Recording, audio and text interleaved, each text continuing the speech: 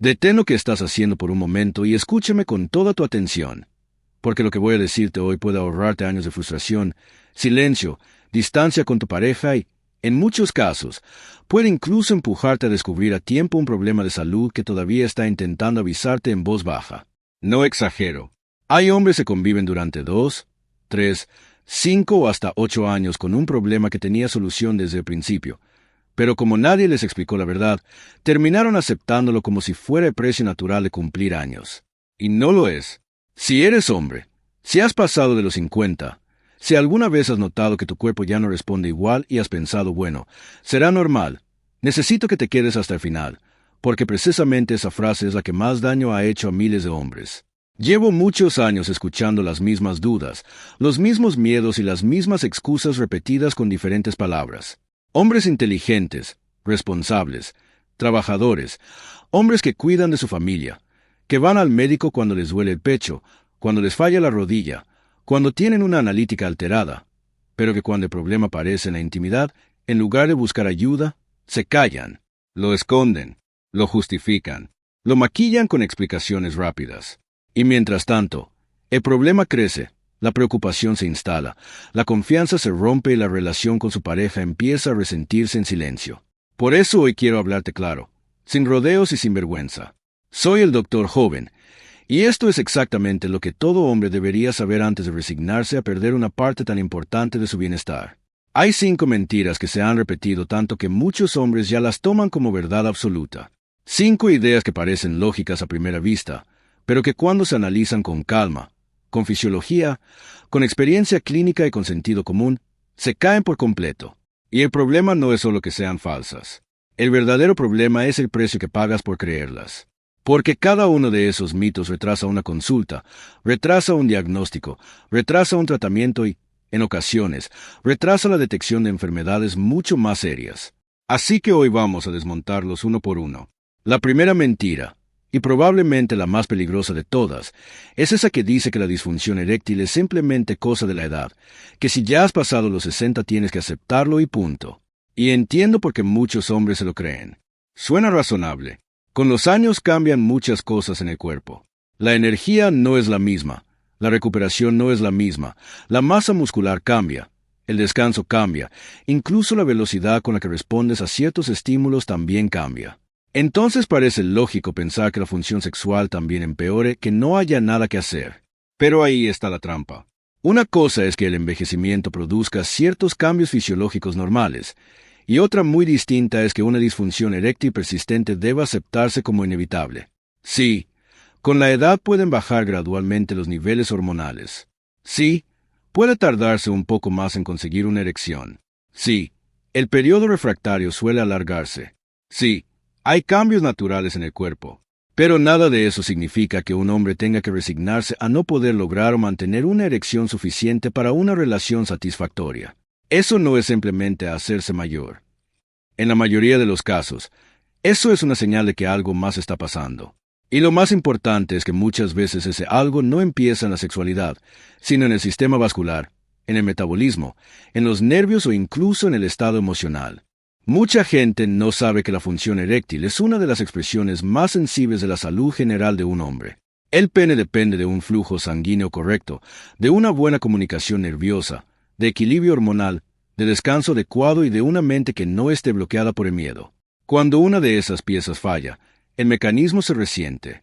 Y por eso la disfunción eréctil puede ser una de las primeras pistas de enfermedades que todavía no han dado la cara de una forma más grave. Las arterias del pene son pequeñas, mucho más pequeñas que otras arterias del cuerpo. Cuando empieza a desarrollarse un problema vascular, esas arterias pueden verse afectadas antes que otras. Eso significa que, en algunos hombres, la dificultad eréctil aparece años antes de que llegue un infarto, un ictus o una enfermedad cardiovascular más evidente. No es un detalle menor, es una alerta. Y luego están otras causas muy frecuentes: la diabetes mal controlada o incluso no diagnosticada, la hipertensión, el síndrome metabólico, la obesidad abdominal, el colesterol alterado, la apnea del sueño, algunos medicamentos, la ansiedad crónica, la depresión, el estrés mantenido, la tensión en la pareja.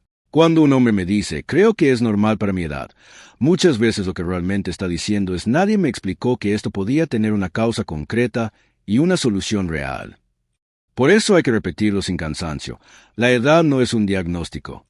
La edad es solo el contexto. Y dentro de ese contexto, un cambio persistente en la función eréctil merece una evaluación seria, no una rendición silenciosa. La segunda mentira es la que ha ganado fuerza en los últimos años con una velocidad tremenda, la idea de que la testosterona lo arregla todo. Hoy vivimos rodeados de mensajes sobre energía, vitalidad, rendimiento, longevidad, optimización masculina y rejuvenecimiento hormonal. En redes sociales, en podcasts, en anuncios y en ciertas clínicas, la testosterona se presenta casi como una llave mágica para recuperar la fuerza, el deseo, el cuerpo y la vida sexual. Y claro, a muchos hombres les seduce esa promesa, porque suena bien, suena fácil, suena como una respuesta elegante para un problema incómodo.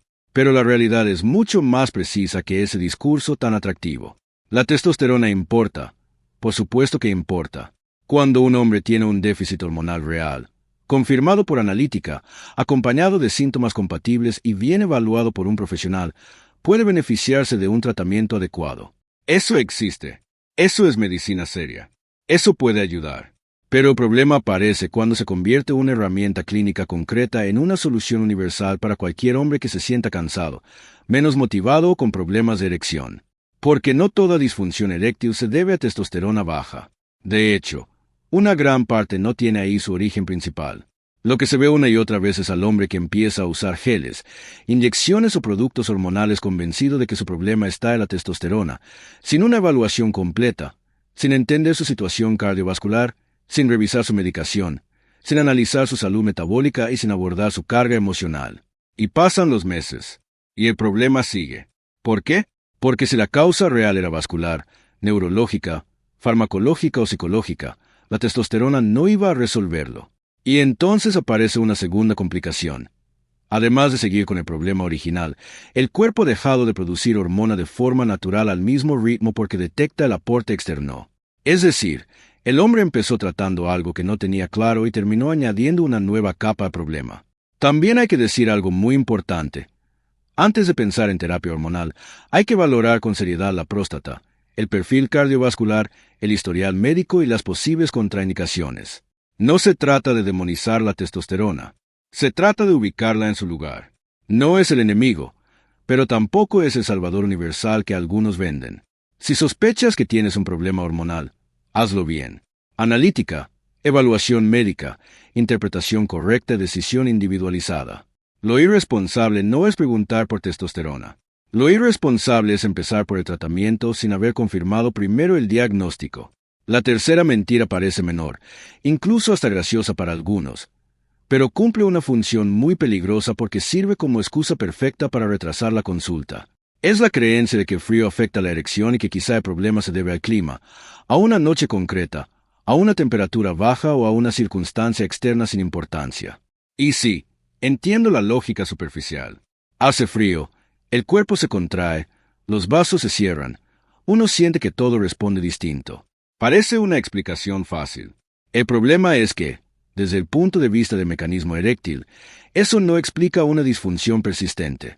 La erección no depende simplemente de si hace calor o frío. Es un proceso complejo que empieza en el cerebro, pasa por el sistema nervioso, involucra señales químicas muy precisas, relajación del músculo liso, vasodilatación arterial y llenado de los cuerpos cavernosos. Para que falle de forma repetida y significativa, normalmente hay algo más importante interfiriendo.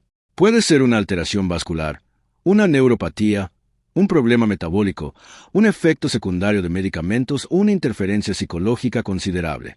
El frío ambiental puede producir cierta vasoconstricción periférica en la piel. Sí, pero no suele romper el mecanismo eréctil de un hombre con función vascular sana. Entonces, ¿por qué este mito hace tanto daño? Porque le regala al hombre una explicación externa y tranquilizadora. Le permite pensar, no pasa nada, fue el frío, fue el cansancio, fue el vino, fue una mala noche, fue el estrés de esta semana. Y una vez que acepta esa explicación, no consulta. Y cada vez que el problema vuelve, aparece una nueva excusa. Y así pasa un mes, luego 3, luego un año, luego 2. Mientras tanto, no solo sigue sin tratarse la posible causa real, sino que se instala algo todavía más complicado: el miedo a fallar otra vez. Y ese miedo tiene un poder enorme. Porque una vez que el hombre ha vivido varios episodios negativos, empieza a anticiparlos. Ya no entra en una relación íntima con deseo y presencia, sino con vigilancia y tensión. Empieza a observarse, a examinarse, a preguntarse si esta vez funcionará. Y esa presión mental, por sí sola, puede sabotear la respuesta del cuerpo. Es decir, quizá el problema empezó siendo menor o puntual, pero la ansiedad anticipatoria lo convierte en algo mucho más persistente. Por eso no conviene banalizar estas señales ni esconderse detrás de explicaciones cómodas. Si necesitas justificar repetidamente lo que está pasando, esa necesidad de justificarlo ya es una señal de que toca mirar más a fondo. La cuarta mentira ha alejado a muchísimos hombres de tratamientos que podrían haberles devuelto calidad de vida mucho antes.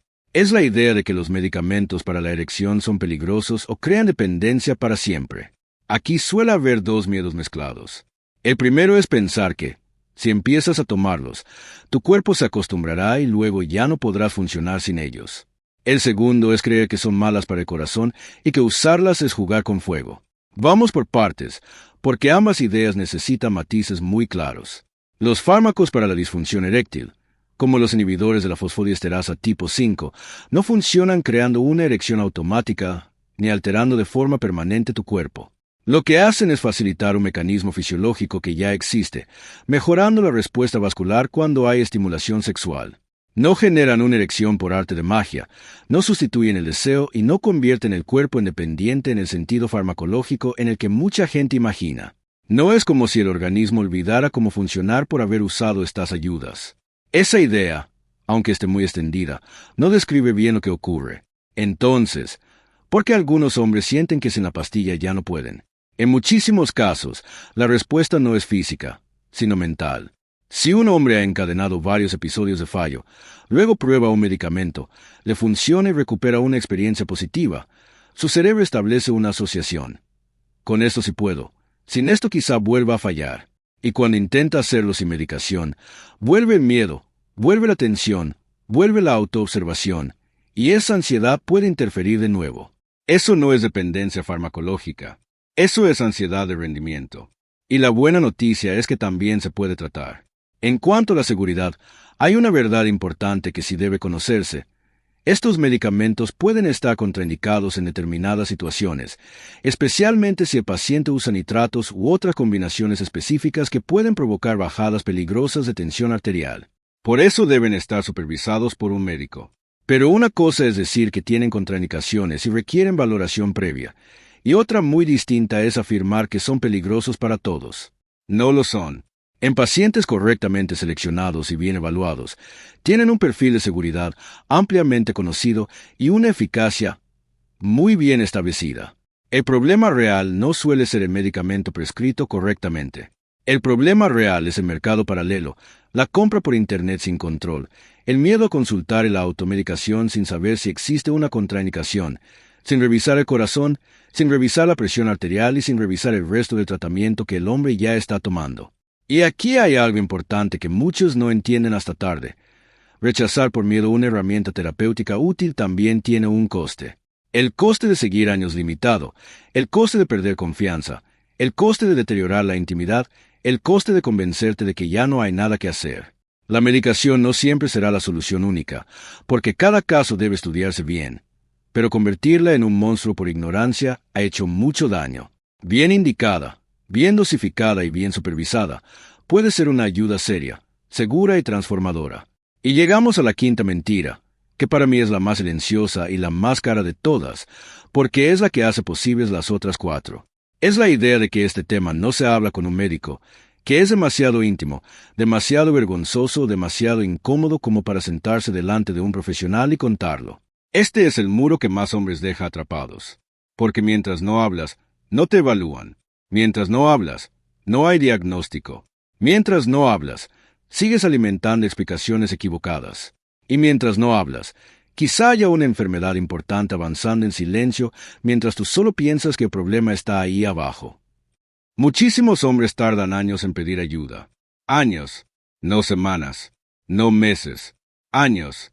Y cuando por fin se sientan a hablar, casi siempre aparecen las mismas razones: vergüenza, miedo a parecer menos hombre, pensar que es normal por la edad, no querer preocupar a la pareja, no querer sentirse juzgados, esperar a que el cuerpo se arregle solo, ni siquiera saber a qué especialista acudir. Pero aquí hay algo que debo decir con toda claridad. Un médico serio no escucha este problema como un juicio sobre tu masculinidad. Lo escucha como un dato clínico. Lo escucha como parte de tu salud. Lo escucha con el mismo respeto con el que escucharía dolor en el pecho, problemas urinarios o alteraciones del sueño. La erección está cargada culturalmente de identidad, de orgullo y de valor personal. Y por eso cuando falla, muchos hombres sienten que han fallado ellos. Pero esa interpretación es precisamente la que los hunde, porque los aleja de la solución. Lo que en consulta vemos no es un hombre menos hombre. Vemos una combinación de biología, circulación, metabolismo, hormonas, estrés, relación de pareja, hábitos de vida y salud general. Vemos causas, vemos mecanismos, vemos opciones de tratamiento, vemos caminos. Lo único que no vemos es motivo para sentir vergüenza. Además, este tema deja de ser únicamente íntimo cuando entendemos lo que puede estar revelando. Si hay una disfunción eréctil persistente, no consultarlo no es simplemente una decisión privada que solo afecta a tu vida sexual. Puede significar dejar sin revisar una enfermedad cardiovascular, metabólica o neurológica que va mucho más allá del dormitorio. Y también hay otra dimensión que demasiados hombres subestiman: el impacto de la pareja. Cuando no se habla ni se trata, la otra persona muchas veces interpreta lo que ocurre como falta de deseo, rechazo, pérdida de atracción o ruptura emocional. Y el silencio agranda el daño. Lo que pudo resolverse con una conversación médica y un abordaje correcto acaba convirtiéndose en distancia, inseguridad y dolor compartido. Por eso hoy quiero que te quedes con una idea muy simple, pero muy poderosa. La disfunción eréctil no define tu valor. No anula tu masculinidad. No te convierte en un caso perdido. Y, sobre todo, no siempre es el final de nada. A veces es el principio de una conversación que te devuelve el control. A veces es la señal que te lleva a detectar un problema mayor a tiempo. A veces es la oportunidad de mejorar tu salud entera, no solo tu vida íntima. Pero para que eso ocurra, tienes que dar el paso. No mañana, no cuando te armes de valor, no cuando encuentres una excusa perfecta. Ahora, si te has reconocido en alguna de estas situaciones, si llevas tiempo repitiéndote que será la edad, si pensaste que la testosterona iba a resolverlo todo, si te escondiste detrás del frío o